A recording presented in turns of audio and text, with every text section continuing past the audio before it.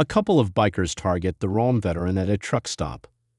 They thought they were picking on a quiet, forgotten truck stop, a place where weary travelers stopped for a quick break and local patrons were more interested in their own lives than anything else.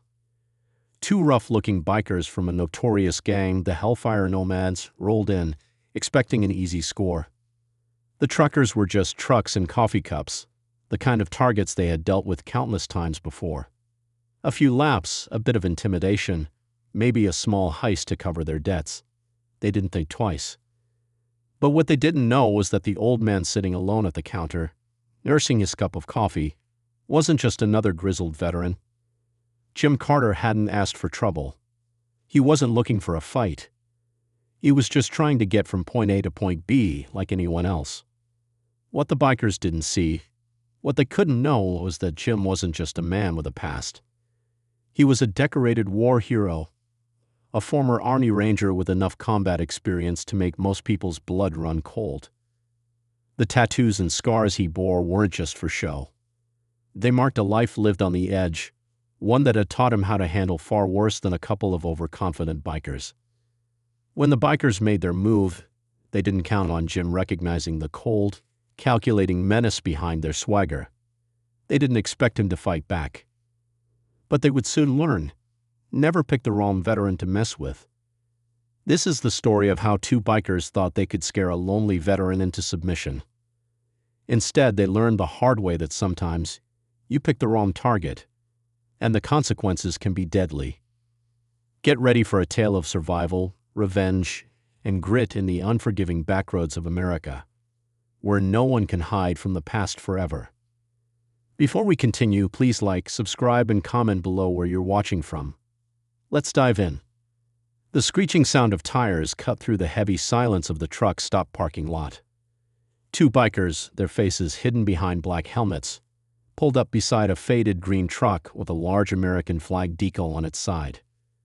The trucks around them were mostly old rigs, parked in a row, the drivers asleep or chatting with each other at the far end of the lot.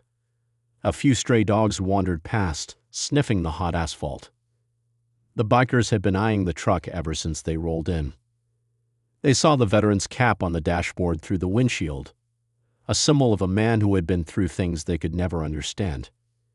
They hadn't expected much from him, just an easy target. But when they stepped off their bikes and approached the truck, they weren't prepared for what came next. The older biker, a broad man with tattoos on his arms, swaggered up to the truck with a sneer on his face.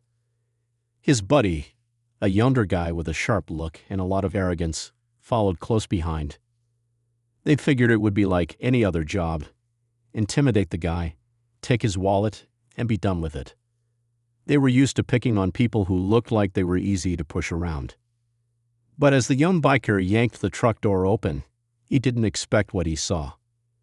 Sitting in the driver's seat was an old man, but there was nothing frail or easy about him. His eyes were sharp, clear, and cold.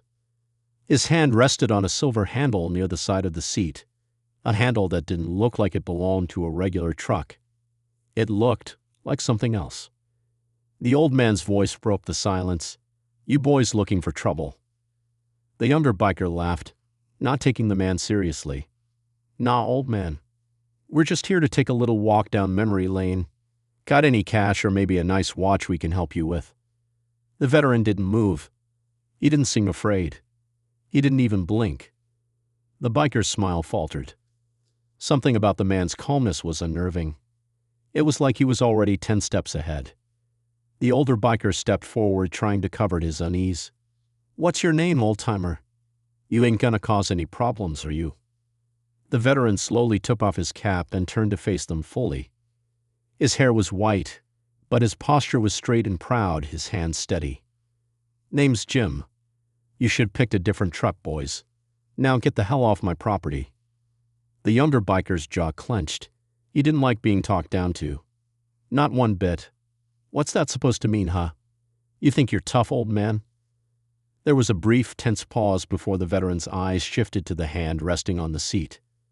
His fingers twitched, and in an instant, the door of the truck slammed shut with a force that startled the bikers. The metal handle he had been holding was now something much sharper, a long, glistening knife.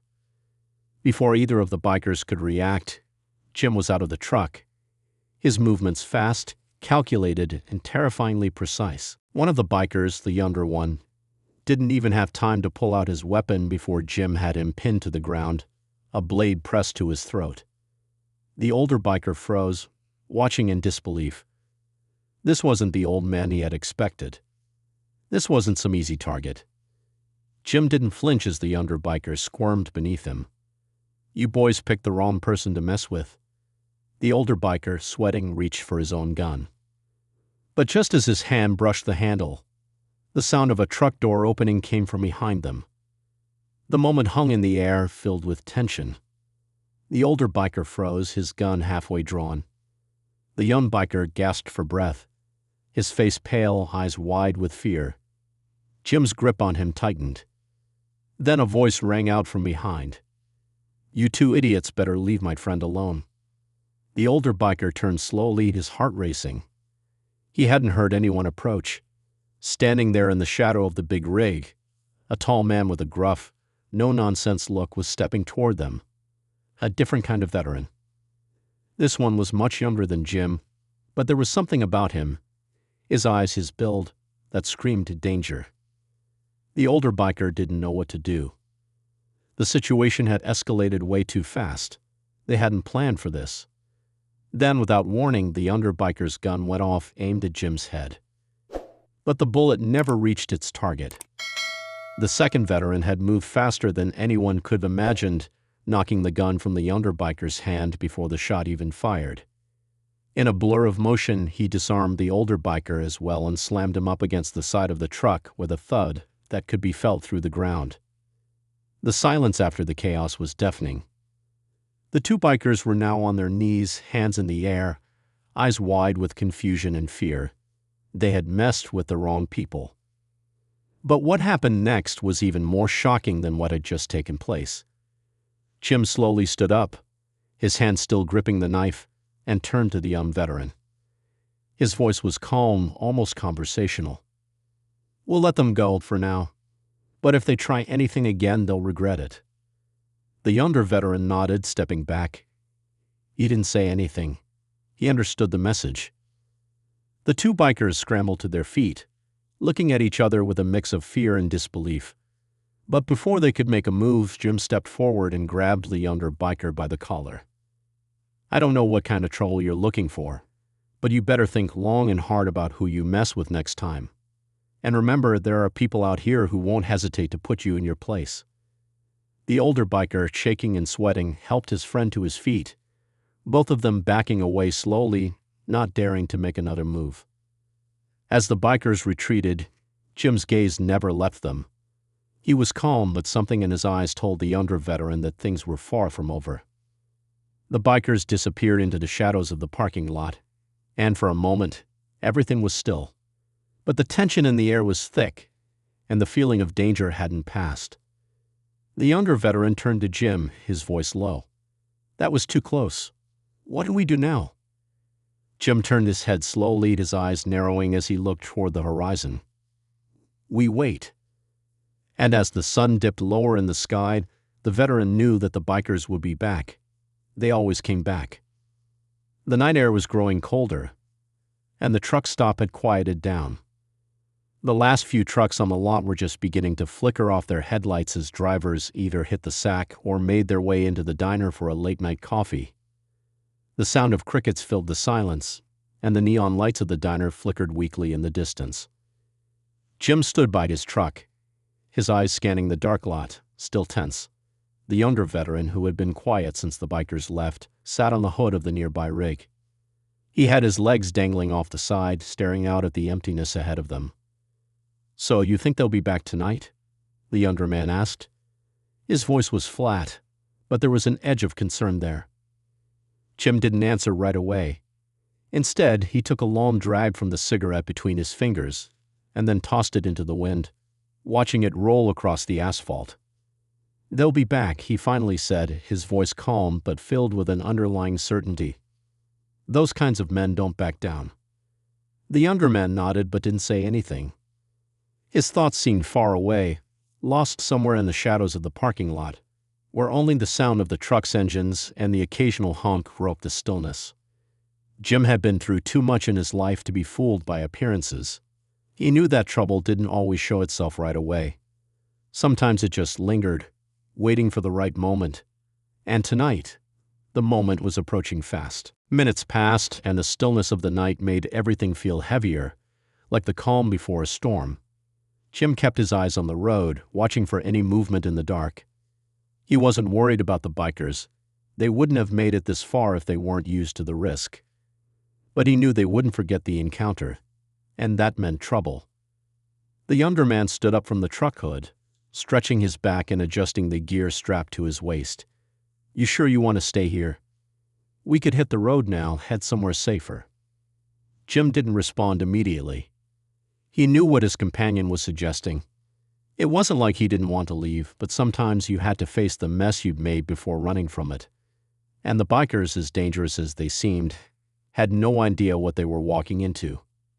"You can go if you want. I'm staying," Jim said finally, his voice steady and unwavering. The younger man hesitated, staring at Jim. "You're not exactly the same, are you? You don't scare like most people.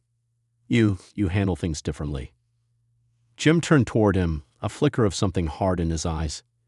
"You learn to handle things differently when you've been where I've been. It's not about fear. It's about control. These bikers think they can walk all over people, but they don't know what happens when they pick the wrong person." The younger veteran said nothing, his gaze drifting toward the diner. He didn't have the same experience Jim had, didn't know what it felt like to be in situations where the odds were stacked against you, where running was never an option. "You were in the military too, right?" the younger man asked after a long pause. Jim nodded, not saying much. He had never been one for long conversations about the past. "Army. Airborne. How long?" "Long enough," Jim replied curtly, his face hardening at the thought of the years he spent in service. The wars, the losses, the things he saw, things that would haunt him for the rest of his life. The younger man took a step back, not pressing him further. There were some things he realized that Jim would never talk about. He wasn't going to push him. Another truck rumbled past, its headlights briefly lighting up the shadows in front of them. Jim's eyes flicked toward it. "They're coming. Get ready." The younger man instantly straightened, his hand hovering over his weapon. He had been trained well, but the sharpness in Jim's voice made his stomach tighten. He could feel it now, the way the air seemed to thicken, the tension rising again. A few minutes passed in silence before the sound of roaring engines broke it. Two motorcycles came into view, their headlights cutting through the darkness. They were going slow, probably trying to make sure they weren't spotted, but the noise of their engines gave them away long before they reached the truck stop. "Looks like they're not wasting time," the younger man muttered, his grip tightening on his gun. Jim didn't flinch. He just stood there, his eyes locked on the approaching bikers. His hand never strayed far from the knife at his side, the same one that had made all the difference earlier. The motorcycles rolled up, one stopping a few feet away from Jim, the other a little further off. The older biker, the one with the tattoos, climbed off his bike first. He was scowling, his face bruised from the scuffle earlier, and his hands twitched as if itching to cause more damage.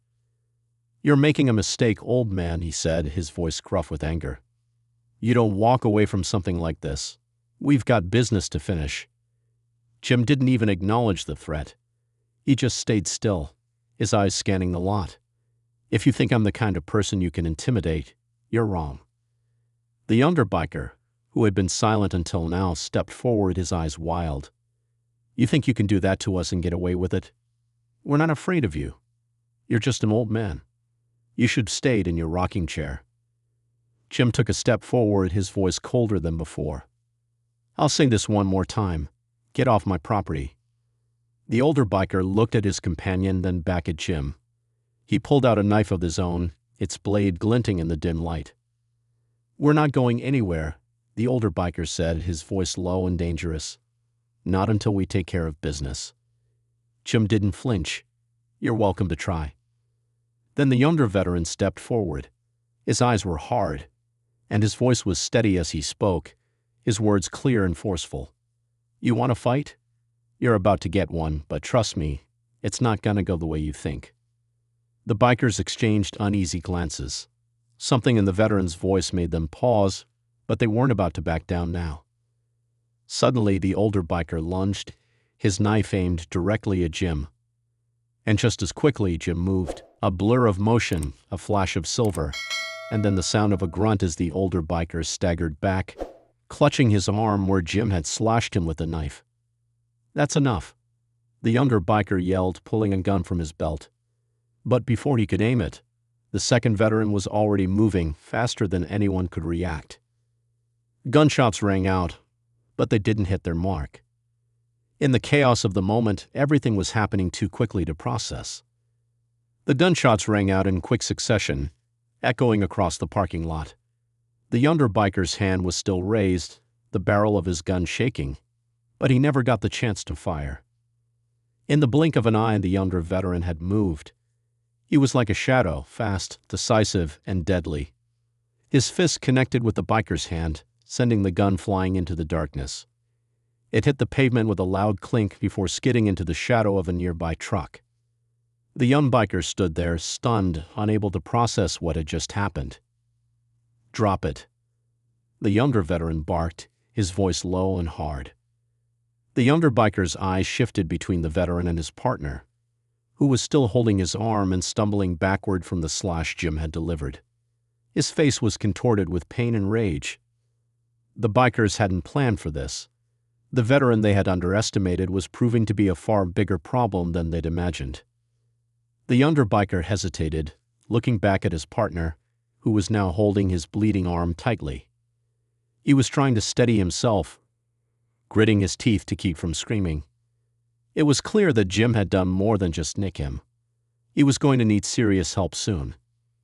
But the younger biker, shaken by the disarming, wasn't sure what to do. Jim's calm confidence, the younger veteran's quick reflexes, it was too much.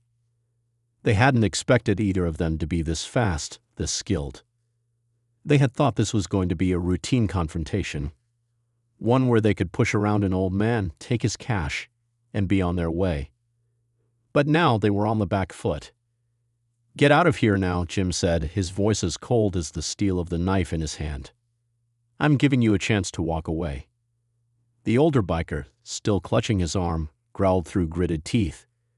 He was clearly furious, but the pain was taking its toll. Blood was dripping from his sleeve, staining the ground beneath him. "You'll regret this, old man. You don't know who we are." "Don't care who you are," Jim replied, his voice almost a whisper, but it carried an undeniable authority. "You've already made your mistake. Walk away before I make you regret it more." For a moment, everything was still. The air was thick with tension. The younger biker, his gun now useless and his friend bleeding, looked around, weighing his options. He had heard stories about veterans like Jim, guys who had done things in wars that no one wanted to know about. There were always rumors of men who had seen so much violence that it became part of them, something that could never be shaken. The younger man's eyes flicked back to Jim. The decision was made. "Let's go," he said, his voice more defeated than defiant. The older biker, still growling in pain, nodded reluctantly. He gave Jim one last glare, as if trying to convince himself that they hadn't just been humiliated. But he knew better than to keep fighting. He stumbled back toward his bike, wincing with every step. The younger biker followed, eyes still on the two veterans, ready to jump at any movement. His hand hovered nervously near his belt, but he didn't dare make another move. As the two bikers turned to leave, Jim remained where he was, his knife still in his hand, his stance relaxed but watchful. The younger veteran, his expression unreadable, lowered his weapon. The bikers slowly mounted their motorcycles, the engines roaring to life. "Next time, don't make the same mistake," Jim called out, his voice carrying across the lot. The bikers didn't respond. They didn't need to. The message had been received loud and clear. With one last look at Jim and the younger veteran, they sped off into the night, their bikes disappearing into the darkness. The sound of their engines faded, and the quiet returned to the truck stop, but the feeling of danger didn't leave. Jim turned toward the younger man, who was still standing near the truck, watching the dust settle. The tension in the air hadn't disappeared, but for now the immediate threat was gone. "You did good," Jim said, his voice softening for the first time that night. "But don't think they're just gonna let this go." The younger man didn't respond at first. He was still processing what had just happened. He had seen action before, had been in his fair share of dangerous situations. But this was different. Jim had moved so fast, so decisively. It was like he had been ready for the confrontation long before it even started. "You think they'll come back?" the younger veteran asked, his voice quieter now as though he already knew the answer. Jim didn't immediately reply. He stood there for a long moment, staring at the now empty space where the bikers had been just moments before. "Oh, they'll be back. These types always are." The younger veteran swallowed hard. He had been hoping Jim would say something that would offer a bit of hope, but there was none. The situation was far from over. "Why'd you stay?" the younger man asked suddenly, his curiosity piqued. "I mean, you could just hit the road, gone somewhere safer. Why'd you decide to stand your ground?" Jim turned and looked at him, his expression hardening again. "Because I'm not going to let them think they can walk all over people. This isn't just about them and me. It's about sending a message. They'll think twice before messing with anyone else here." The younger veteran nodded slowly, beginning to understand the kind of man Jim was. Jim wasn't just some old soldier with a past full of war stories. He was someone who lived by a code, someone who believed in making things right, even when the odds were against him. But as the night wore on, the younger man couldn't shake the feeling that something was about to go terribly wrong.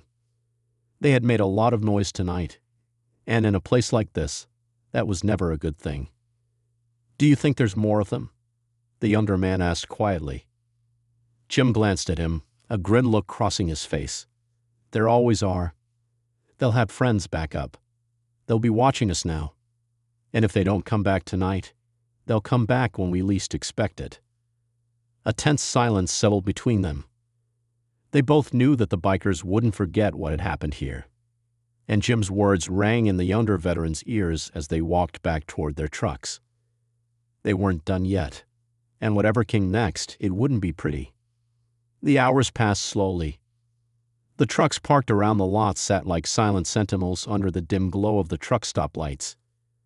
A few more rigs pulled in as the night grew darker, but most of the drivers stayed inside, nursing cups of coffee and chatting about the long roads ahead. The younger veteran paced near the entrance to the diner, his eyes darting around, ever watchful. His hand had been resting near his weapon most of the time, even when he wasn't consciously aware of it. Jim, however, remained as still as a rock, leaning against the side of his truck, his eyes scanning the horizon. He was calm, almost eerily so, despite the tension in the air. "Are you really expecting them back tonight?" the younger man asked, breaking the silence. He turned to Jim, his voice tinged with uncertainty. Jim didn't answer right away. He didn't need to. The answer was obvious. The bikers were coming back. He just didn't know when. "They'll come," Jim said finally, his voice low. "But they're not stupid. They won't be back right away. They'll wait until they think we've let our guard down." The younger veteran nodded. He understood. The bikers weren't the type to give up easily, especially not after being embarrassed like that. And while Jim might have scared them off for now, it wasn't over. Not by a long shot. The door to the diner opened, and a trucker stepped out, rubbing his face tiredly. He looked over at Jim and the younger man, then hesitated. There was a hint of unease in his eyes, something that wasn't there before. "You boys look like you've seen trouble," the trucker said, his voice friendly but cautious. "Everything okay?"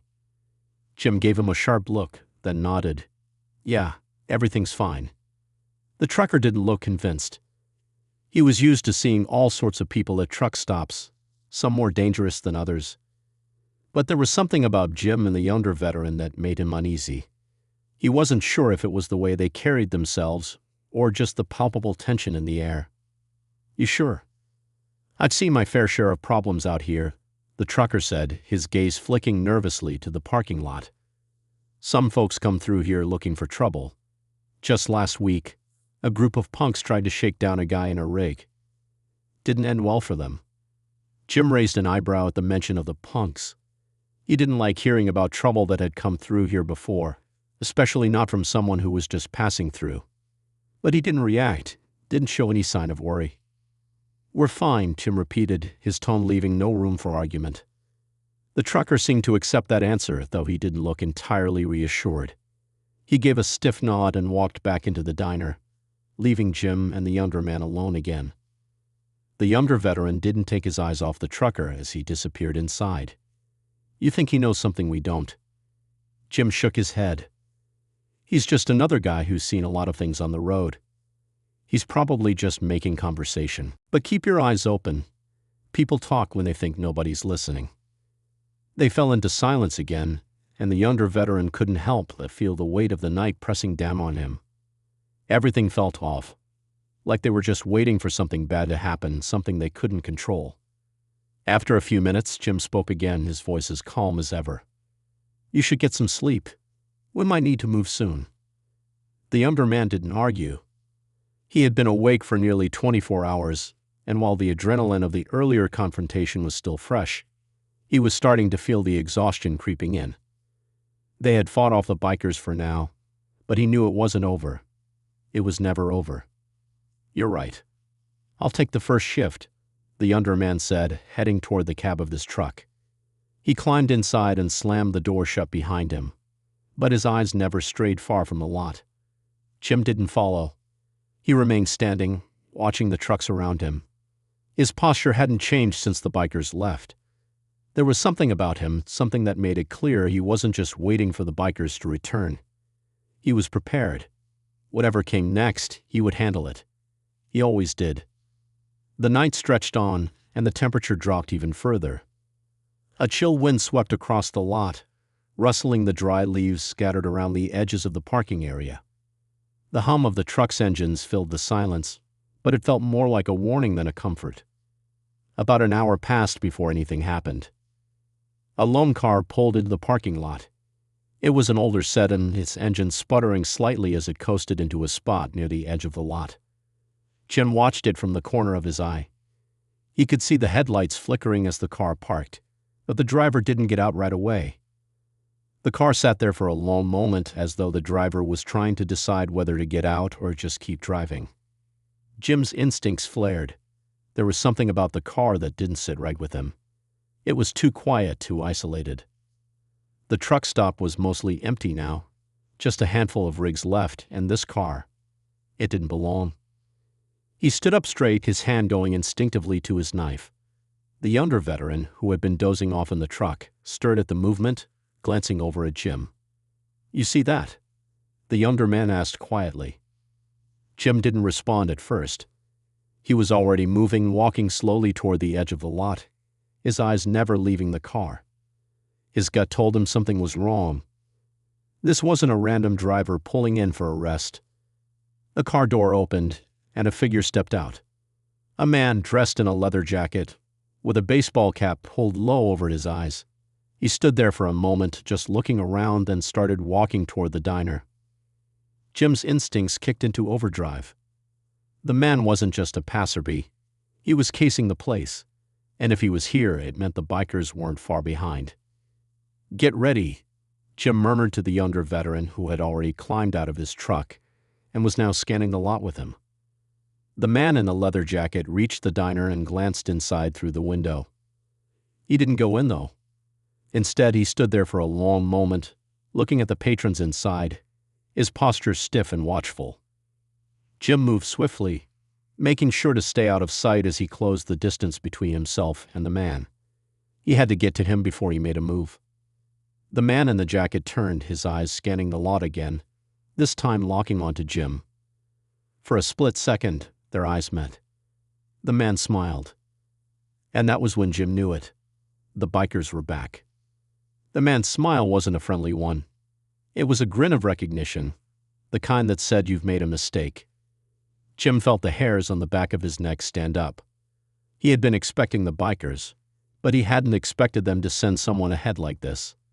Someone who knew exactly what they were doing. The man's eyes didn't leave Jim. He gave a slow, deliberate nod, as though acknowledging a challenge. Then, without another word, he turned and walked back toward the parking lot, his boots tapping softly on the asphalt. Jim's heart rate quickened. There was no question about it now. This was no random traveler. This was someone sent to scope things out, and from the look on his face, he wasn't just here to see the sights. "Stay low," Jim whispered to the younger veteran, who had already ducked behind a truck for cover, watching everything unfold. Jim wasn't sure if the younger man understood the depth of the situation, but Jim knew one thing for certain. This wasn't just about a couple of bikers now. This was going to get worse. The man in the leather jacket reached the far edge of the lot, where a group of parked bikes sat. They were spaced apart just enough that, if you were looking for them, you could easily tell which ones didn't belong. Jim didn't move, keeping his eyes fixed on the man. It wasn't until the man reached the bikes and gave a small, almost imperceptible wave that Jim knew it was all coming together. He felt the same knot tighten in his gut. The bikers were here. It happened fast, almost too fast. The roar of multiple engines broke the quiet of the night like a gunshot. The motorcycles shot into the parking lot, their headlights slicing through the dark, each one coming to a stop in a perfect arc around the trucks. The man in the leather jacket, now standing near the bikes, nodded again to one of the bikers, who gave him a thumbs up and stepped off his bike. Jim didn't wait for them to get any closer. He signaled the younger veteran, his eyes narrowing as he adjusted his stance. The bikers hadn't made it easy on themselves by splitting up, but they were all close enough that if this turned into a fight, they'd be surrounded. "Get to the truck," Jim whispered. "We're not fighting them here." But it was already too late. The younger veteran didn't need to be told twice. He was already moving, his boots making little sound as he crept toward the cab of the truck, his eyes darting to the bikers. Jim followed, his hand gripping the knife at his side, ready for anything. One of the bikers, the one with the sleeve of tattoos that Jim had recognized earlier, took a step forward, his heavy boots thudding against the ground. He grinned as he saw Jim and the younger veteran moving. "You're not running away, are you?"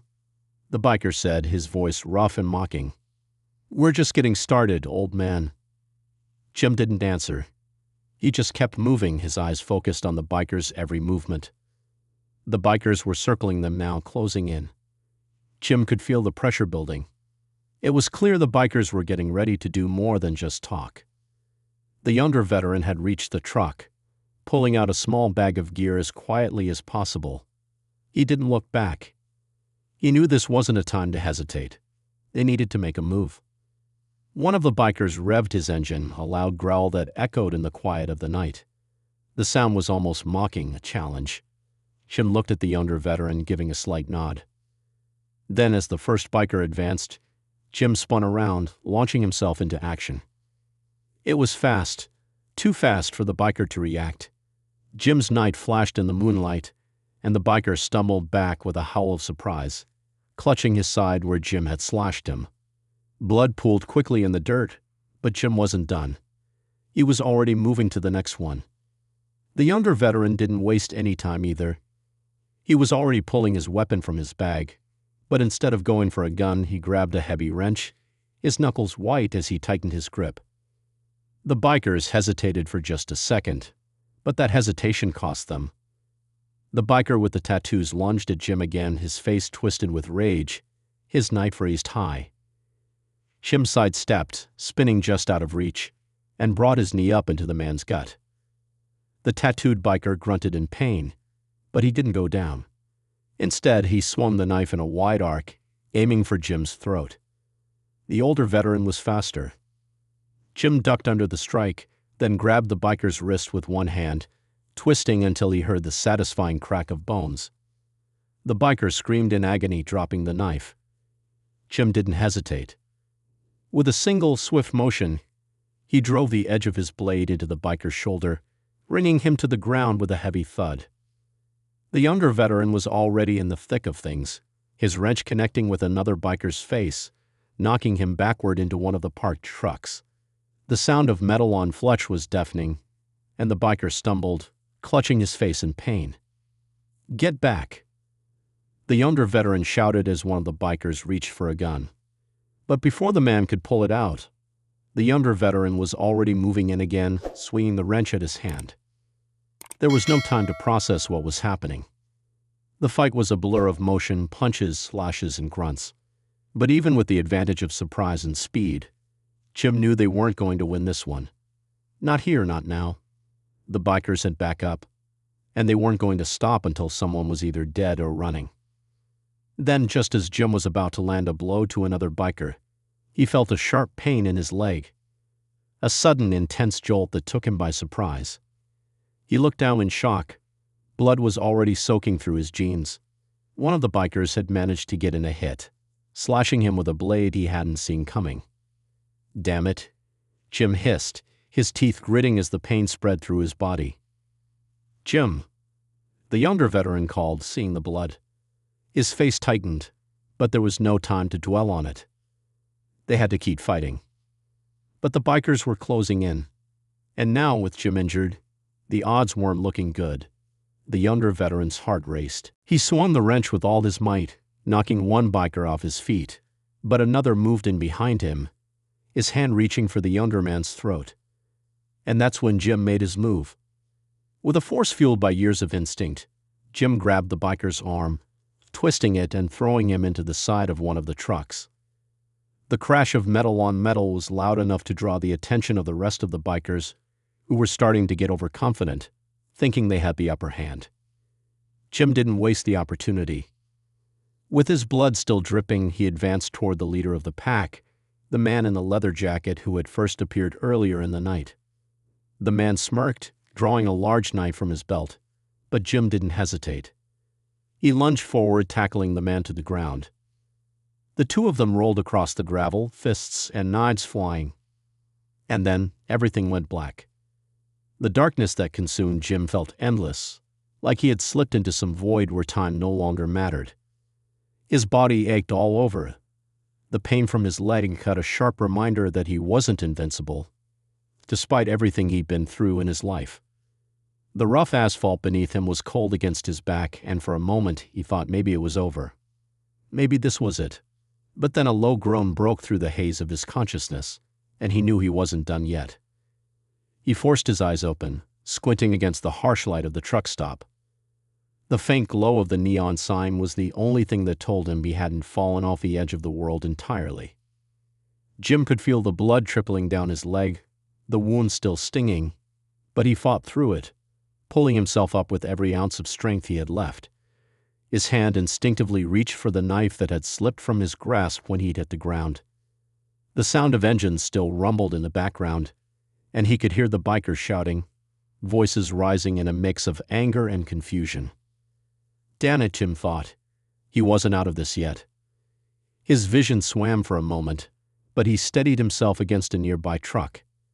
He could see the younger veteran fighting off two of the bikers, one of them clutching his side, the other throwing wild punches in an attempt to overpower him.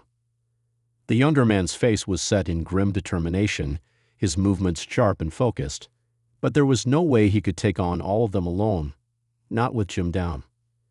Jim's hand gripped the knife, the steel cool and comforting in his palm. He wasn't about to let anyone else suffer because of him. He forced himself to his feet, ignoring the sickening pain in his leg. His eyes narrowed as he watched the man in the leather jacket, the leader, fighting off a group of bikers who had been foolish enough to turn on each other. Jim took a few slow steps forward, moving carefully, his eyes scanning the chaos, waiting for his moment. And then the man in the leather jacket turned toward him. For a brief moment, their eyes locked, and Jim could see the cold calculation in the biker's gaze. The man knew he wasn't finished yet. He knew Jim had the upper hand, but that didn't matter. There was no way this was going to end peacefully. Jim wasn't looking for peace. In one swift motion, he advanced, knife raised, and the man reacted, too slowly. Jim's strike was precise, a blur of motion, and the knife sliced across the biker's chest. The man gasped, stumbling back, but didn't fall. Jim wasn't done. The younger veteran saw the opening and made his move, tackling one of the remaining bikers to the ground, sending him sprawling. Another biker, attempting to pull a gun, was taken by surprise when the veteran swung his wrench and knocked the firearm from his hand. "Jim, get out of there!" The younger man shouted as he yanked the gun away and pointed it at the last biker standing between them and the others. But Jim wasn't going anywhere. He didn't need to hear the warning to know what had to be done. His senses were razor-sharp now, and all that mattered was finishing what they started. The bikers were losing their grip on the situation, but that didn't mean they were done yet. They were desperate now, angry, and a cornered animal was always the most dangerous.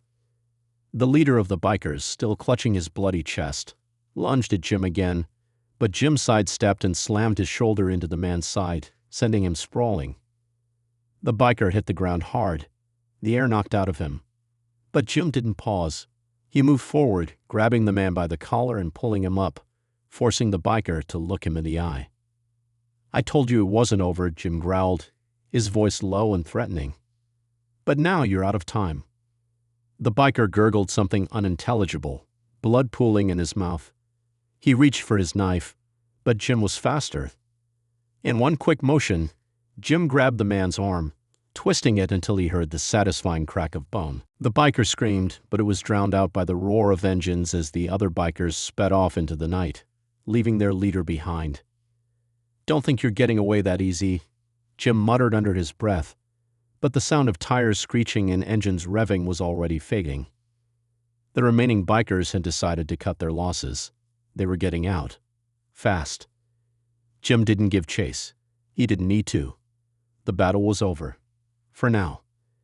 He glanced at the younger veteran who was standing, breathing heavily, his eyes wide with a mix of relief and disbelief. "You all right?" Jim asked, though he already knew the answer. The younger man nodded, wiping sweat from his forehead. Yeah, I'm good. But what about you?" Jim glanced down at his leg. The wound had stopped bleeding for now, but it still hurt like hell. He'd been in worse, but that didn't mean it didn't hurt. "I've been worse," Jim replied gruffly, though his voice carried the weight of experience. "But I'm not walking away from this one without a scar." He looked around at the chaos left behind. The parking lot was littered with wrecked bikes, broken bottles, and bloodstains. The truck stop, which had once been a simple pit stop in the night, now felt like a war zone. "Let's get out of here before they come back with reinforcements," Jim said, turning toward the younger man. "This place won't be safe for long." The younger man nodded, but he didn't move immediately.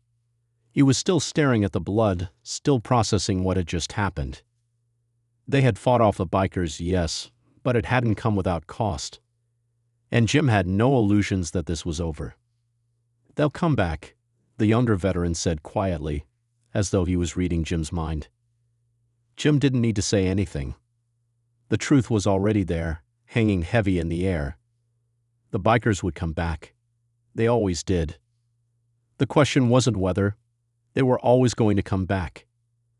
The question was when, and more importantly, how. "We'll be ready," Jim said after a pause, his voice steady. The younger veteran gave him a look, something between respect and concern, but didn't argue. They both knew there was no other choice. The engines of the motorcycles faded into the distance, but the tension in the air still felt thick, like a storm was about to break. The parking lot was eerily quiet, save for the occasional wind that swept across the lot, rustling the loose paper and trash scattered on the ground. Jim and the younger veteran stood there for a moment, catching their breath, watching for any sign of the bikers' return. "We need to move." "Now," Jim said, his voice low but urgent. He took a few steps toward the diner, his limp noticeable now as he favored his injured leg. The younger man followed close behind, his eyes constantly scanning the area. Jim made his way to his truck, the familiar weight of the keys in his pocket a small comfort. The younger man was already climbing into his own rig, throwing a quick look over his shoulder before starting the engine. "Where to?" the younger man asked, his voice laced with both exhaustion and resolve. Jim didn't answer right away. He was still thinking, his mind working fast, running through their options. They couldn't stay here. Not after what had just happened. The bikers wouldn't forget about them. They never did. They needed to get to a safer place, somewhere the bikers wouldn't expect. Head south, Jim said finally, his voice firm. We'll stop at the next town. It's small, nothing too special, but it'll be quiet. The younger veteran nodded, but he didn't look convinced. You think they'll follow? Jim's eyes narrowed, his gaze scanning the road ahead. They will. They're already pissed off. The leader's not going to let this slide. But they won't risk following us too closely, not yet. They'll wait for the right moment. And when they do, we'll be ready. With that, Jim slid into his truck, wincing slightly as he shifted his weight. The wound on his leg was still sore, but it was manageable for now. His mind, however, was already 1,000 miles away.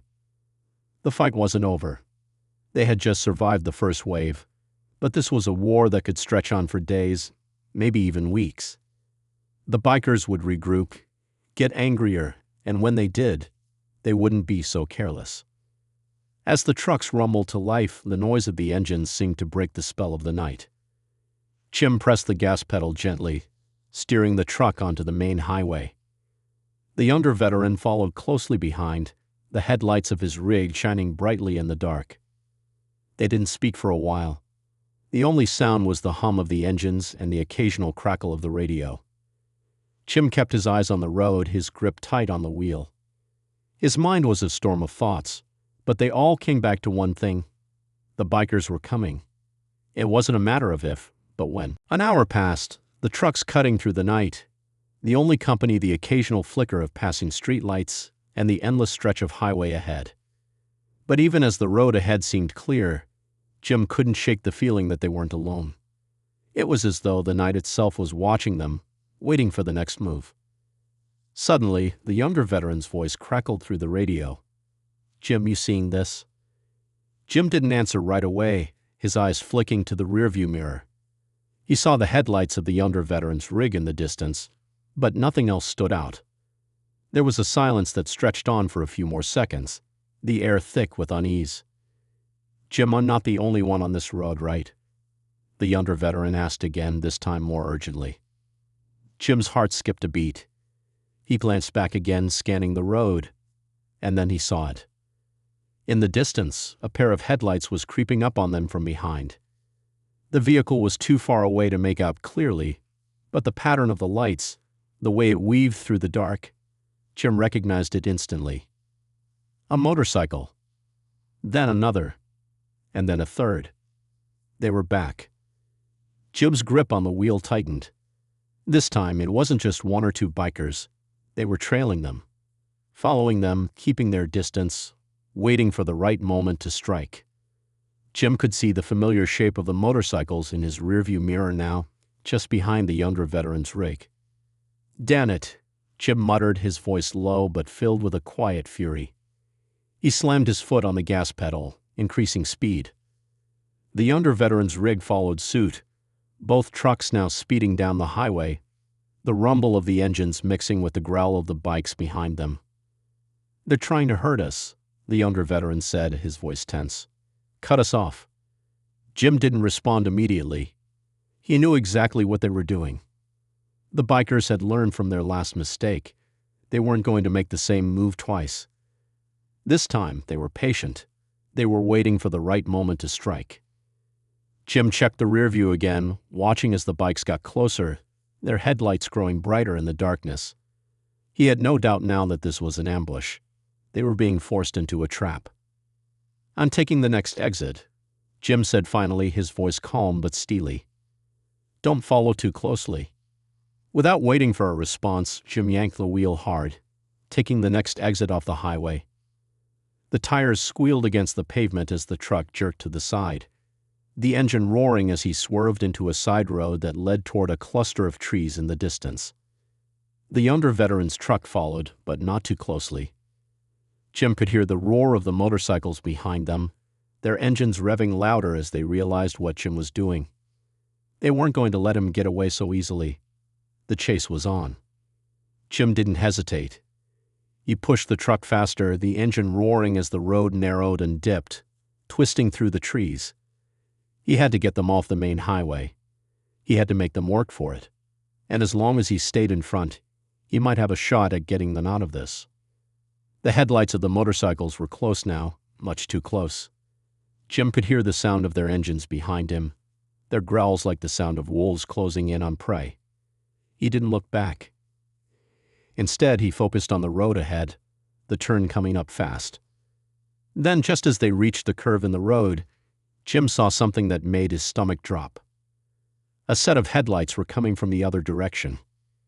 It was another vehicle, and it was heading straight for them. The headlights of the oncoming vehicle grew bigger by the second, and Jim's heart skipped a beat. There was no time to swerve. The road was too narrow, the trees too close, and he wasn't going to be able to outrun both the bikers and the incoming truck. His options were dwindling fast. "Pull off," Jim shouted, his voice sharp with urgency. The younger veteran didn't question it. He slammed on the brakes, jerking his rig to the side as Jim's truck veered off the road, sliding onto the gravel shoulder.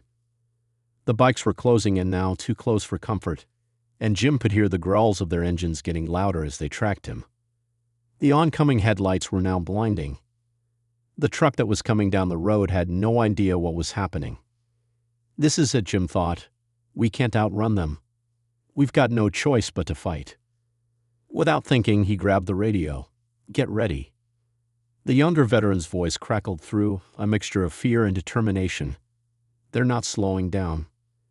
Jim's hand was shaking as he reached for the gear shift. The truck's tires slid on the gravel, but it stayed on track. The road curved sharply, and he floored the accelerator, determined to avoid a head-on collision. But as the truck raced forward, a figure appeared in the headlights. The biker from earlier, the one in the leather jacket, was charging forward with his bike, cutting through the night like a shadow. Jim had only a split second to make a decision. He swerved hard to the left, sending the truck careening into the trees at the edge of the road. The younger veteran swerved to follow, but the bikes were already too close. Jim's eyes locked onto the oncoming biker, who was now directly in front of him, speeding toward the truck at full throttle. The sight of the biker's sneering face, his knife raised high, sent a flash of fury through Jim. The man was trying to end this now, to force Jim to make a deadly choice. The truck skidded dangerously as Jim fought to keep control, but the tires on the dirt road couldn't hold for much longer. The truck was losing speed. The biker was getting closer, grinning like a wolf about to make its kill. Jim's heart was pounding, his muscles tense with the adrenaline of the moment. His leg throbbed with pain, but it didn't matter now. The sound of the motorcycle's engine roared like thunder, and Jim knew if they didn't act fast, this was going to be the end. Then everything happened in an instant. The biker swung his knife down, aiming for Jim's face, but Jim threw himself sideways, slamming into the side of the truck as the blade narrowly missed. The bike skidded just behind him, and Jim reached out, grabbing the biker's arm and pulling him off balance. The biker let out a shout of surprise as he tumbled to the ground, his motorcycle skidding off the road. Without hesitation, Jim jumped out of the truck, his knife already in hand, his eyes fixed on the fallen biker. The others were still following, but Jim wasn't going to let this guy get away, not after everything he had just put them through. The biker was already struggling to get back to his feet, but Jim was faster. He lunged forward, grabbing the man by the collar and slamming him into the side of his own motorcycle. The biker let out a pained grunt as he tried to reach for his knife again, but Jim was too quick. He slammed his fist into the man's jaw, knocking him out cold. Jim stood over him for a moment, chest heaving with heavy breaths, blood still soaking through his pants. He knew they couldn't stay here. The others would be coming, and they needed to get out. Now. But just as he turned to head back to the truck, he heard the unmistakable sound of an engine revving in the distance. Another bike. And this one wasn't stopping. The younger veteran was still fumbling with his gear, trying to get the truck back under control. But it was clear that the bikers weren't backing off. They were coming in full force now. Jim's pulse quickened. They couldn't outrun them forever. They had to make their stand here and now. The next bike was closing in fast, its rider swerving aggressively as he aimed for Jim. The biker was too close for Jim to dodge. Without thinking, Jim threw himself to the side, just as the bike barreled toward him. The impact came with a sickening crunch. The bike slammed into Jim, sending him flying across the gravel road. His vision blurred for a moment as the world spun around him. His body hit the ground hard, his side aching from the collision. He groaned as he struggled to get up, but everything was spinning. The pain from his leg was sharp, and he could barely feel his right arm. But there was no time to rest. The biker wasn't slowing down. The man on the bike was coming in for another pass, his eyes locked on Jim as though he were a target. The younger veteran roared from the truck, slamming his rig into gear and speeding toward the biker. The truck's headlights flashed, blinding the rider, and the biker swerved sharply to avoid being hit. It gave Jim just enough time to get to his feet. Without thinking, Jim grabbed a rock from the side of the road. His hand was shaky, but his aim was still true. With all the strength he could muster, he threw the rock at the biker's face. The stone hit its mark, smashing into the rider's cheek. The biker screamed in pain, his hands flying up to his face as he lost control of his bike. The motorcycle flipped in the air, crashing to the ground in a shower of sparks. The biker was sent flying, landing hard in the gravel, motionless. Jim felt a wave of relief wash over him, but he knew it was short-lived. More bikers were still on their way. The younger veteran was already pulling up beside him, jumping out of the truck with a fierce determination in his eyes. "We need to move. Now," the veteran yelled. Jim didn't need to be told twice. The fight wasn't over.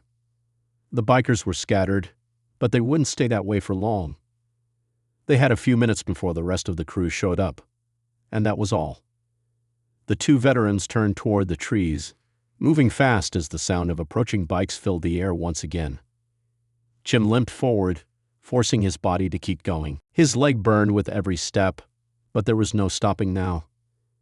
They had one last chance to get away, and if they didn't, this could very well be their final fight. The woods were dense, the trees thick and overgrown, but the two veterans didn't hesitate. They ran, pushing through the underbrush, knowing that if they didn't find cover soon, the bikers would have them cornered. Jim's leg felt like it was on fire with every step, but he kept moving, ignoring the pain. His breath was coming in sharp, shallow gasps, and his head felt light, spinning. He knew he couldn't keep this pace up for long. "We need to find higher ground," Jim muttered, his voice gruff from the effort. The younger veteran nodded, his face set with determination. "I've got your back." They pushed on, the sounds of motorcycles fading momentarily as the thick trees swallowed up the noise. The air was heavy with the scent of pine and wet earth, and the ground beneath their feet was soft, making it hard to maintain any kind of speed. Still, Jim pushed forward, his instincts kicking in. He needed to put distance between them and the bikes. As they neared the crest of a small hill, Jim looked over at his shoulder. He couldn't see the bikers yet, but he could hear them coming. Their engines roared like a pack of wolves on the hunt. Jim's heart pounded. There was no hiding from them in these woods. They were coming too fast. "Up ahead," the younger veteran called, pointing to a small ridge just beyond a cluster of trees. "We can get a vantage point from there." Jim didn't hesitate. He gritted his teeth and moved toward the ridge, his body screaming in protest, but his mind focused on the task ahead. If they could get to that high ground, they might have a chance to make a stand. They reached the ridge in a matter of minutes, though it felt like hours to Jim. The younger veteran took a knee, pulling out a pair of binoculars and scanning the area below. Jim stood beside him, trying to steady his breath. "They're coming," the veteran muttered, his voice tight with tension. "5 bikes at least. Looks like they're trying to surround us." Jim squinted into the distance, trying to make sense of the shadows moving through the trees. He could see them now, 3 bikes in the front, 2 trailing behind. They were getting closer. "We're not going to outrun them this time," Jim said quietly. It's time to fight. The younger veteran didn't respond.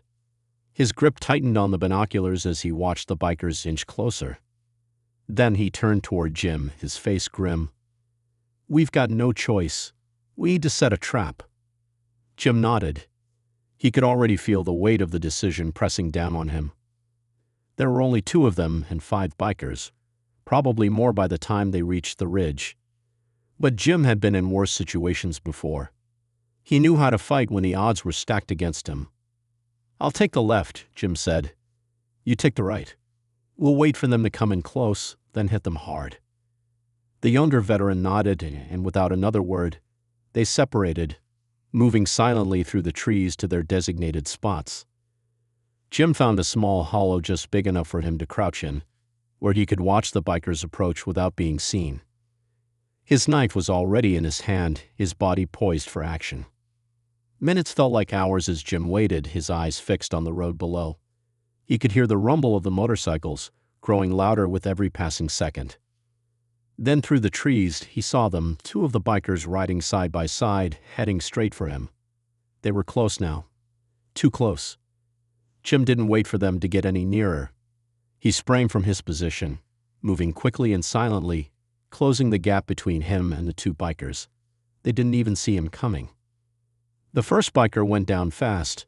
Jim tackled him to the ground, his knife flashing through the air and catching the man across the face.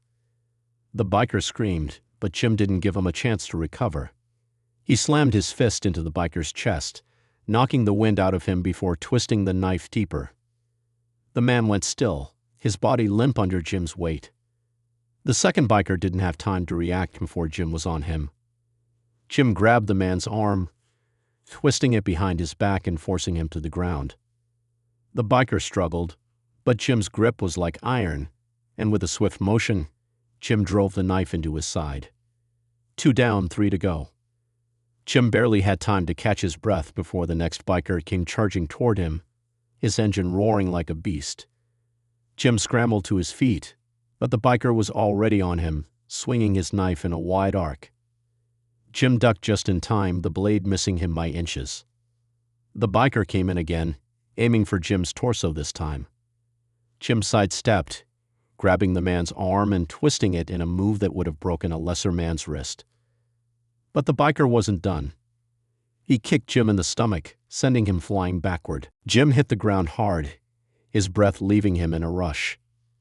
For a moment, everything went black. The pain in his side was unbearable, but Jim forced himself to roll out of the way just as the biker swung again. Jim grabbed a jagged rock from the ground and threw it with all his might. The rock caught the biker in the throat, knocking him off balance. Jim didn't waste any time. He jumped on top of the man, using his weight to subdue him, and with one quick motion, drove his knife into the biker's chest. That made 3. As Jim rose to his feet, he heard a noise behind him. He turned just in time to see the remaining 2 bikers racing toward him, their bikes roaring as they closed in fast. He had no time to recover, no time to catch his breath. He had to finish this now. But just as the 2 bikers neared him, a loud crash split the air. The younger veteran appeared out of nowhere, his rig roaring to life as he barreled down the hill toward the bikers. He slammed the truck into the side of one of the motorcycles, sending the rider flying into the trees. The second biker tried to make a break for it, but Jim wasn't about to let him escape. Jim ran after him, his knife flashing through the air as he closed the distance between them. The biker turned to face him, his face twisted in a snarl. The man reached for his gun, but Jim was already there, his knife driving deep into the biker's side before the man had a chance to pull the trigger. With that, it was over. The remaining bikers were down. Jim stood over their bodies, panting heavily, his hands shaking from the adrenaline and the fight. The younger veteran climbed out of the truck, his face grim but relieved. "We're not out of the woods yet," he said quietly. Jim nodded, wiping the blood from his hands. "No, but we're alive. For now." The woods were eerily quiet now, save for the distant hum of the wind and the occasional rustle of leaves. Jim and the younger veteran stood over the fallen bikers, their bodies still, their weapons discarded. The sounds of the fight had faded, but the tension in the air was thick. They knew they weren't safe yet, not by a long shot. Jim wiped the blood off his hands with the back of his sleeve, his heart still pounding. He could feel the weight of his leg injury now. Every step felt like it was dragging him down. But there was no time to rest. The bikers might be down for now, but they had friends, and those friends weren't going to take kindly to what had just happened. "We need to move," Jim said quietly, his voice rough. "They'll come looking for their people. We don't have much time." The younger veteran nodded, his expression hard. "Agreed. But where do we go?" Jim glanced around the woods. The truck was parked not too far away, but the area was exposed. If anyone came looking for them, it would be too easy to spot their rigs. "There's a cabin not far from here," Jim said, his mind working quickly. "Old hunting cabin. It's secluded. We can make it there before daylight. It's our best shot." The younger veteran hesitated for a moment, scanning the trees, but then nodded. "Lead the way." Jim didn't waste any more time. He started moving toward the thick underbrush, the younger veteran following close behind. They didn't speak much. There wasn't anything to say. They knew what had to be done. The journey through the woods was slow and careful. Every crack of a twig underfoot sounded like a gunshot in the stillness. Jim kept his eyes peeled, watching for movement, his hand hovering over the knife in his belt. The younger veteran did the same, his eyes constantly darting back and forth, looking for any sign of trouble. After what felt like hours of trudging through thick underbrush and uneven ground, they'd finally emerged into a small clearing. In the center, surrounded by trees, was the cabin Jim had mentioned. It was weathered and run down, the wooden walls darkened by years of neglect, but it was still standing. And more importantly, it was isolated. Jim glanced over at the younger veteran. "Stay alert. This place might look abandoned, but that doesn't mean it is." The veteran nodded, and together, they approached the cabin cautiously. The door was hanging slightly ajar, and a thin trail of smoke rose from the chimney, a sign that someone had been here recently. Jim's grip tightened on the handle of his knife, and the younger veteran kept his hand near his sidearm. They stopped just outside the door, listening for any sounds coming from inside.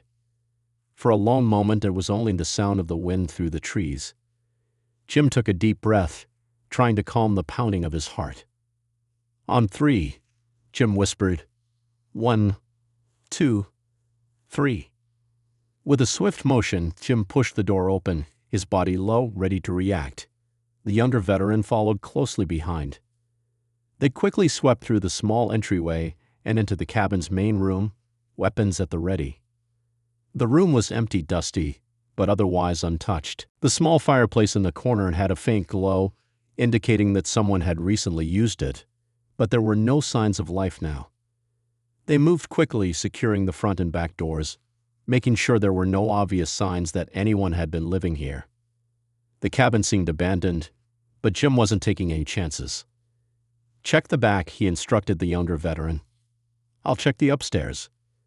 The younger veteran nodded and moved toward the small staircase at the far end of the room. Jim moved toward the ladder that led up to the loft, where there was a small room with a cot and an old wooden chest. The space was small and cramped, but it would do for the night. As he climbed the ladder, the creaking of the wood seemed unnaturally loud in the silence. Jim paused, listening. Nothing. When he reached the top, he pulled open the door to the loft and stepped inside.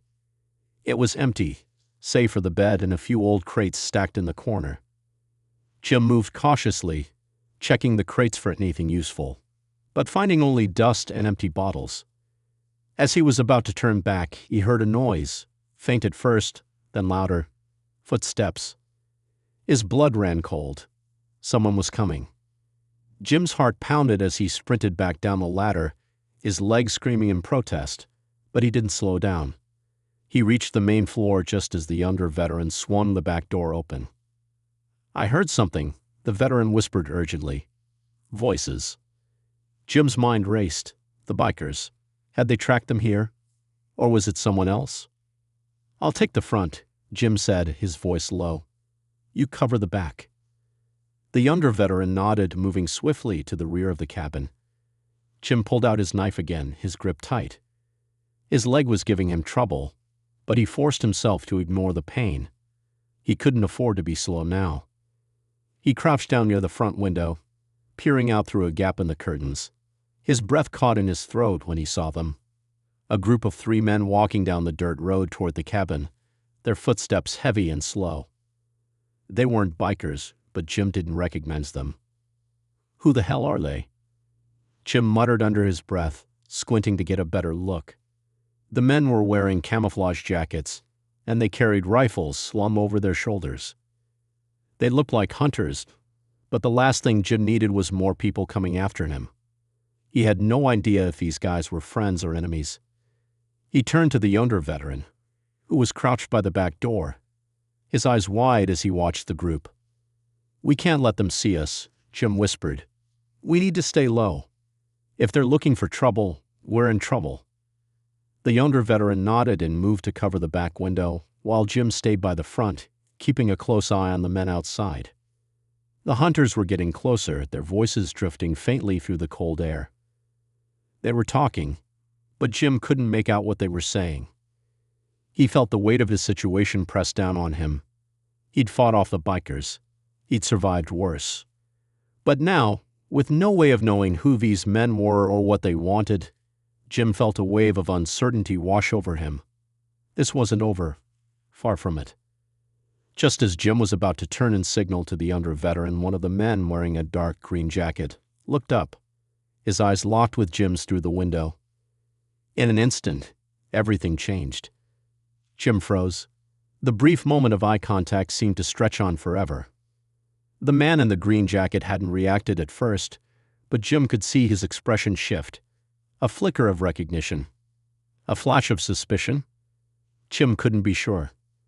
The man's gaze remained fixed on the window for what felt like an eternity before he turned his head and spoke to the others. Jim's heart pounded. There was no way they could let these men inside. If they were looking for trouble, Jim and the younger veteran were outnumbered and outgunned. They had no choice but to prepare for a confrontation. He turned quickly, his voice barely above a whisper. "Get ready. They've spotted us." The younger veteran was already moving, his gun drawn, his face set in a grim expression. "What's the plan?" "We don't know who they are, but we're not taking chances." Jim's voice was low and urgent. "We hold our ground. Don't let them get too close. If they come in, we take them down." The veteran nodded, his grip tightening on his weapon. The tension in the cabin was suffocating, each second dragging by as they waited for the hunters to make their move. Outside, the footsteps grew louder. The 3 men were getting closer to the cabin, but they weren't rushing. They were cautious, like they knew something was wrong but weren't sure what. Jim watched through the narrow gap in the curtains, his breath steady, his mind calculating every possible outcome. "Stay calm," he muttered to himself. "Stay calm." The hunters reached the edge of the clearing and stopped, their heads swiveling as they scanned the area. Jim could hear their voices clearly now, though their words were muffled. "What's that smell?" one of them said, his voice rough, like he'd been shouting for hours. "I dunno, but something feels off," another responded. "Let's check it out." They started moving closer to the cabin, their boots crunching on the gravel path. Jim's grip tightened on his knife, his muscles coiling in anticipation. He was ready for whatever was coming. The younger veteran motioned toward the back of the cabin. "I'll take the rear. If they try to flank us, I'll take them out." Jim nodded. "Be careful. We can't let them get too close." The men outside were nearing the front door now, their shadows long in the fading light of dusk. Jim could see them clearly through the window. 3 men, 2 of them carrying rifles, one with a pack slung over his shoulder. They were talking, but Jim couldn't make out the words. One of them knocked on the door. Jim's breath caught in his throat. This was it, the moment of truth. The knock was light, tentative, as if they were trying to see if anyone was home. Jim didn't answer. He didn't make a sound. Another knock, this time harder. "Anybody in there?" A voice called from outside. Jim's mind raced. He had a choice to make. They could try to talk their way out of this, play it safe, but that felt like a bad idea. If these men were hunters, maybe they had a reason to be here. But if they weren't? If they were just looking for trouble? Jim had learned long ago that you couldn't take chances, not in situations like this. "Don't open it," Jim whispered, his voice cold. "Wait for my signal." The younger veteran stood by the back door, eyes fixed on the clearing behind them. He was ready. Jim could see it in his posture, his grip on his rifle. They were both prepared for the worst. Outside, the men were getting restless. The one who had knocked was now pacing in front of the door, his rifle hanging loosely in his hands. The other two were talking in low voices, their words too quiet for Jim to hear. Finally, the man who had knocked took a step back, then motioned to the others. "Let's go around back." Jim's pulse quickened. They were coming around the cabin. If they got any closer, they'd have them cornered. "Now," Jim hissed. He dashed to the front door, silently twisting the handle and pulling it open just wide enough to slip through. He moved with the fluidity of a predator, his senses sharp, his mind clear. The door creaked as it opened, but Jim kept his body low, sliding into the shadows of the front porch. The hunters were almost at the back of the cabin. Jim could hear their footsteps crunching on the gravel, their rifles at the ready. They weren't being quiet anymore. They knew they were being watched. Jim counted the seconds in his head. He had to move fast. He burst from his position, rushing toward the side of the cabin. He saw the two men near the back of the house, but they hadn't seen him yet. With one swift motion, he pulled his knife and lunged at the closest man. The man turned just in time to see Jim coming at him. He raised his rifle, but Jim was too quick. He ducked low, driving the knife into the man's side before he could get a shot off. The man let out a strangled cry, his rifle slipping from his hands as he crumpled to the ground. The second man reacted immediately, spinning around with his rifle aimed at Jim. But before he could pull the trigger, the younger veteran appeared from the other side of the cabin, his gun raised. The veteran fired once, twice. The second man fell, his body jerking with each shot, before he collapsed onto the gravel path. "Clear," the younger veteran shouted. Jim exhaled sharply, his body still tensed, his heart pounding. He glanced around, scanning the area for any sign of movement. The third hunter was still out front, but he hadn't moved yet. Jim had no idea how much longer he had before the man realized what had just happened. "We need to move now," Jim growled, turning to the younger veteran. The other one's still out front. The younger veteran nodded, already moving toward the front of the cabin. Jim followed, keeping his steps silent, his mind focused. They had to finish this. The front door was still slightly ajar, and the man was standing just outside, his back turned to them as he scanned the area. He hadn't seen them yet. Jim took a deep breath, his knife tight in his grip. He motioned to the younger veteran to stay back. The veteran nodded, crouching low behind a stack of firewood. This was it. Jim was going to take this guy out before he could even think about reaching for his weapon. He crept toward the door, his eyes locked on the man's back. The man was muttering to himself, distracted. Jim moved quickly, silently, until he was just a few feet away. The door creaked underfoot, but the man didn't notice. Jim lunged, slamming his shoulder into the man's back, knocking him to the ground. The man yelped, scrambling to draw his rifle, but Jim was already on top of him, pinning him down with all his weight. The man struggled beneath him, but Jim didn't give him a chance. He shoved the blade into the man's throat, his movements quick and efficient. The man's eyes went wide in surprise as the life drained from him, but there was no sound, no time for a scream. Jim stood up, his chest heaving as the adrenaline slowly began to fade. The cabin was silent again, except for the soft rustle of the wind through the trees. "That's it. We're done here," Jim said, wiping his hands on his pants. But even as the words left his mouth, something in the back of his mind told him it wasn't over. It couldn't be. The bikers were still out there, and they were coming for them. The moment of silence that followed felt fragile, like the calm before a storm. Jim wiped the sweat off his forehead. his hand trembling slightly. The immediate danger had passed. The 3 hunters were down, their bodies sprawled on the dirt, but something in the pit of Jim's stomach told him this wasn't over. He didn't trust it. "We need to move," Jim said, his voice low but urgent. The younger veteran stood up, wiping his hands on his pants as he scanned the area. His face was a mixture of relief and wariness. "Agreed. This place won't stay quiet for long. The bikers will be looking for their friends." Jim glanced at the fallen hunters and shook his head. "We don't know who these guys were or what they were after, but it's too risky to stay here." The younger veteran nodded and began to move toward the back of the cabin. "I'll get the truck ready. You check the other rooms." Jim didn't argue. He was starting to feel the weight of his leg injury again. It had been throbbing since the fight with the bikers, but now it was a dull ache that seemed to spread through his entire body.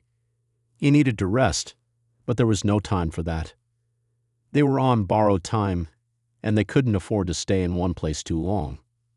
He moved through the cabin, checking each of the rooms one by one. The kitchen was empty, a few dirty dishes left in the sink, and an old wood stove that hadn't been used in years. The living room was equally sparse, a few chairs and an old couch covered in dust. But it was the small room in the back that caught his attention. It was just a closet, barely big enough for a person to stand up in, but the door was ajar. Inside there was something strange, an old leather duffel bag. Jim knelt down, reaching for the bag, his fingers brushing the worn handle. He hesitated for a moment, then opened it. Inside there were bundles of cash, neatly wrapped in rubber bands. Jim's eyes widened. It wasn't a lot, but it was enough. There was also a handgun, a few rounds of ammunition, and what looked like a map, marked up with several locations, including one near a town called Glenwood. Jim stared at the map for a moment, his heart rate picking up. He recognized the town, only about an hour's drive from where they were now.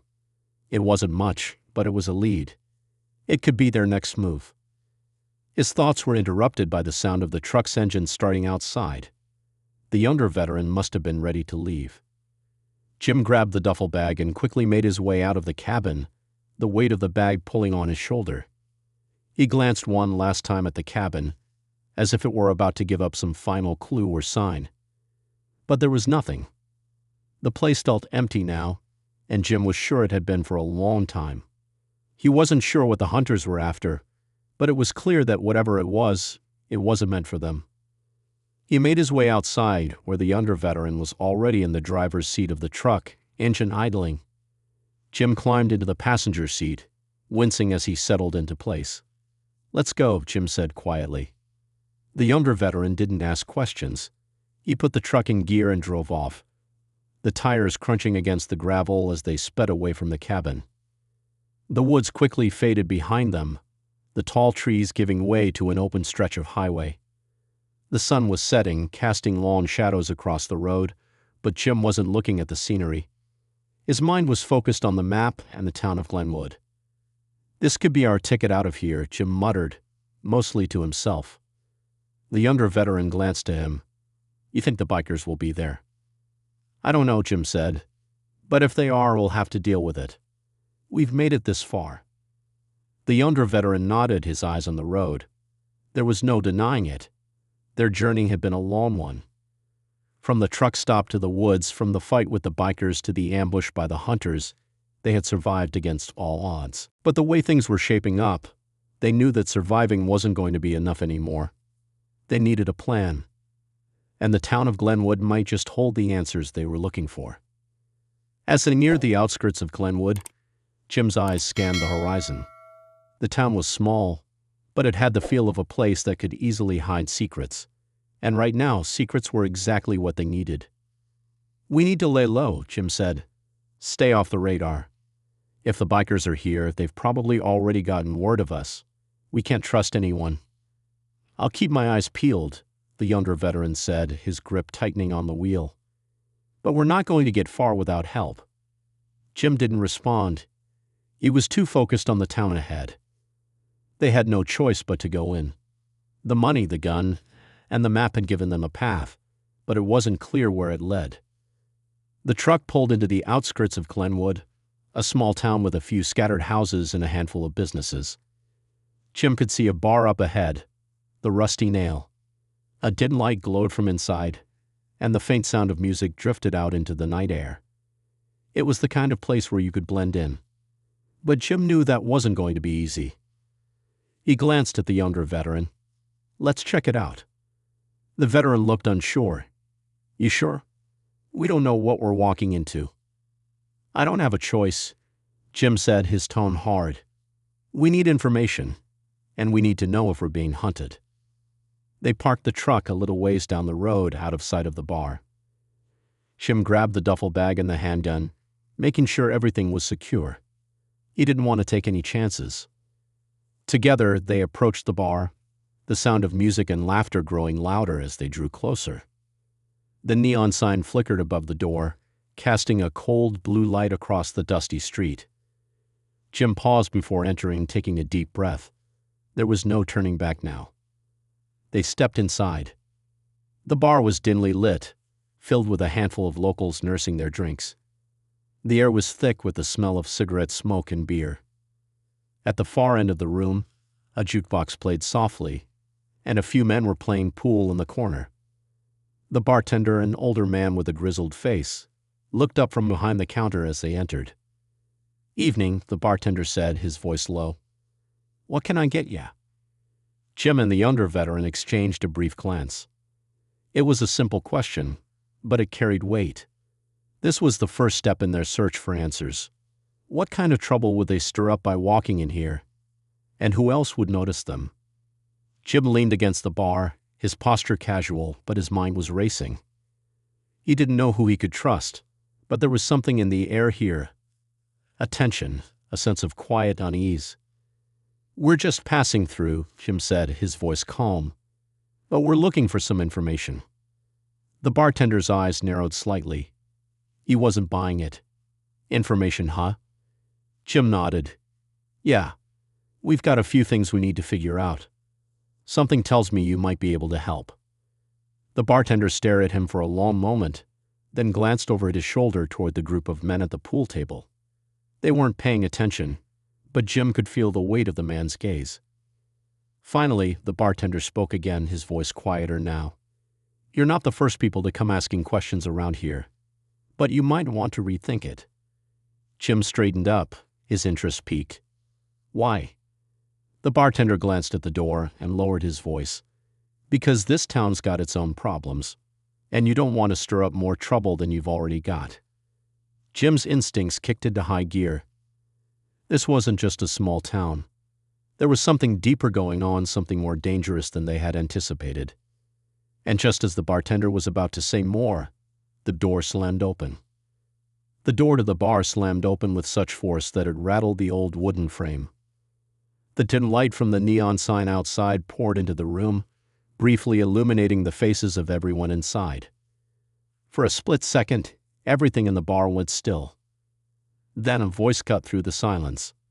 "You boys got some nerve coming around here." A tall man stepped inside, his broad shoulders filling the doorway. He was wearing a leather jacket, patched with a logo Jim recognized from the biker gang. His face was rough, scarred from years of living hard. And in his hand he gripped a baseball bat like it was just an extension of his arm. Behind him, two more bikers entered. They were both armed, their eyes scanning the room. The bartender stiffened, his gaze flicking between the bikers and Jim, before he quickly wiped his hands on a towel and stepped back. The tension in the bar thickened. Jim's heart skipped a beat. The bikers had found them, so much for laying low. He glanced at the younger veteran, who was already subtly reaching for his weapon, his face set in a mask of calm determination. "Guess we're not the only ones looking for answers," Jim muttered, his fingers tightening around the duffel bag. He could feel the weight of the handgun inside, but there was no need to make a move yet.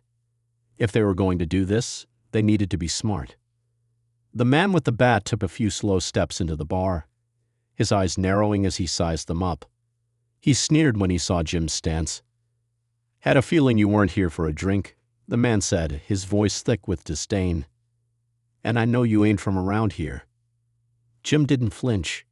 "We're just passing through," he said, keeping his tone calm. "But it looks like we're not the only ones who had the same idea." The man's eyes flickered over to the younger veteran, and Jim could see the recognition. The biker was trying to figure out what they were up to, and whether or not they were a threat.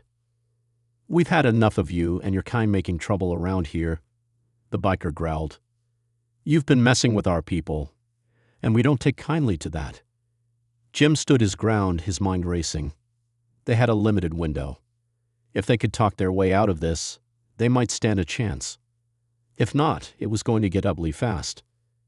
"I don't know what you're talking about," Jim said, his voice steady. "We didn't start any trouble. We've been dealing with our own problems. But if you're looking for a fight—" The man with the bat grinned, showing off a row of yellowed teeth. "We've got plenty of fight left for you, soldier." Before Jim could react, the bartender spoke up. His voice was tight, and Jim could tell he was trying to defuse the situation. "Look," the bartender said, his eyes darting between the bikers and the two veterans. "You don't want to make a scene in here. We're all neighbors. Let's just—" "I said, shut up," the man with the bat yelled, turning on the bartender with such fury that it made everyone in the bar stiffen. The bikers stepped forward, advancing toward Jim and the younger veteran, their hands resting on their weapons. Jim's hand moved instinctively to the knife at his belt. It wasn't the best weapon, but it was all he had at the moment. The younger veteran's fingers hovered over his own gun, his eyes locked on the bikers. The silence stretched out again, and Jim could almost feel the tension in the room like a wire about to snap. There was no way to talk their way out of this. The bikers weren't interested in negotiation. Then, before the standoff could escalate, something unexpected happened. A loud bang echoed from the back of the bar. The bikers turned, momentarily distracted by the noise. Jim's heart skipped as a figure stepped into view. A man wearing a tattered flannel shirt and a wide-brimmed hat, holding a shotgun. He had the warm look of someone who'd seen too much. His eyes met Jim's, and for a moment, there was a brief exchange of silent understanding. The bartender let out a sigh of relief. Well, if it isn't old Tom," he muttered under his breath. Tom, the man with the shotgun, wasn't interested in small talk. He leveled the weapon at the bikers, his hands steady. The bikers froze, their eyes flicking nervously between Tom and Jim. "Listen up," Tom said, his voice rough but commanding. "I don't know what kind of trouble you've dragged into my town, but I've had enough. You turn around, you get in your bikes, and you leave. No more fights. No more games. If I see you here again, I'll make sure you don't leave." The man with the bat snorted, clearly irritated, but he hesitated. Tom wasn't someone to mess with, and everyone in the bar knew it. The bikers exchanged glances, their hands twitching near their weapons, but neither made a move. For a tense moment, no one said anything. The only sound was the hum of the jukebox in the corner. Finally, the man with the bat grunted. "You think you're in charge here?" he sneered. "Yeah," Tom replied coolly. "I do." The bikers looked at each other again. The tension was thick, but with the shotgun aimed directly at them, they knew they didn't have the upper hand. With a final sneer, the biker with the bat signaled to the others, and they turned to leave, slowly backing out of the bar, their eyes still fixed on Jim and the younger veteran.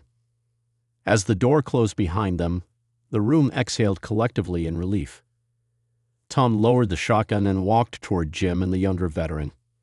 "You two look like you could use a drink," he said, his tone softening, though there was a sharp edge underneath. Jim glanced at the younger veteran. "We didn't come here looking for trouble," Jim said, lowering his voice. "We're just trying to get out of this mess." Tom nodded. "Yeah, I figured. This town's got more than its fair share of people looking for answers. Some of them come looking for trouble. Some of them just want to survive. You'll figure it out." "Thanks," Jim said, grateful but still wary. There were too many unanswered questions in the air, but for now they had a brief respite. Tom gave them a tight nod and turned to walk back toward the door. "You don't owe me nothing. Just get out of here when you can." As Tom stepped outside, Jim and the younger veteran exchanged a glance. The danger had passed for now, But Jim knew they weren't out of the woods yet. The bikers were still out there, and the road ahead was uncertain. But at least they had a lead in Glenwood. At least they had one chance left to end this. Jim took a deep breath, pushing the weight of the past few days out of his mind. They had made it this far. Now they just had to keep moving. And whatever came next, they would face it together.